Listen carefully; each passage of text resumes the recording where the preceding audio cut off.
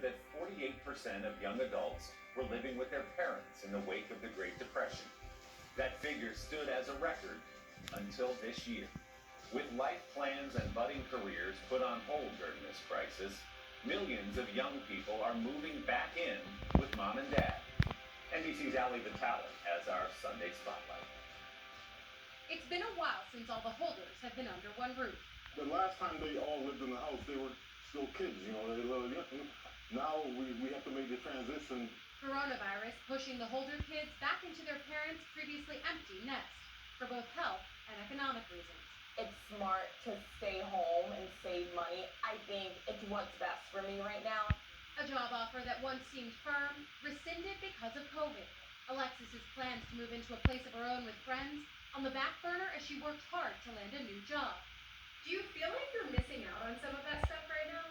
Sometimes I think I'll be left out a little, but also I know in the long run I think I will be happy that I'm at home.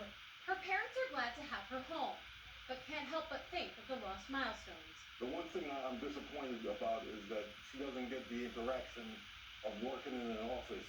And privacy.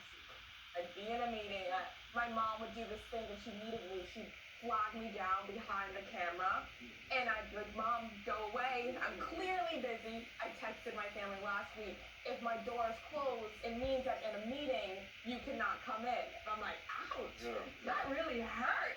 The Holders, just one of many families across the country trying to find a new normal, boundaries and all. From health concerns about cramped city living to being out of work and strapped for cash. Today, the majority of young Americans, more than 32 million adults, are now living with their parents, the highest number on record, a 9% increase from before the pandemic. The previous record of 48% was set in 1940 at the end of the Great Depression. Today, it's mostly Gen Z flocking home in droves, just as millennials did during the 2008 recession. This is also sort of a reflection of what happened in the Great Recession. There was no pandemic then, but just the lack of employment opportunities, the lack of income for young people certainly set a lot of people back on that road toward getting their own place. It's more than just lost autonomy, but a completely disrupted cash flow for restaurants and bars in neighborhoods to landlords who are out more than $700 million a month in lost rent. Now, another generation facing the steep climb to adulthood, where marriage and kids come later, and 73% will be bogged down with student loan debt. There's just a lot of kind of financial anchors weighing down this generation and kind of their ability to launch.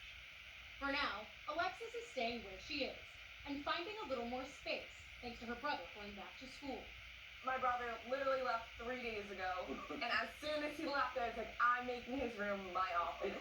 We haven't told him that yet, but I think I'll try to just make it work and stay positive and see my friends when I can, and then hang out with my family when I can, because I haven't done that since high school, really.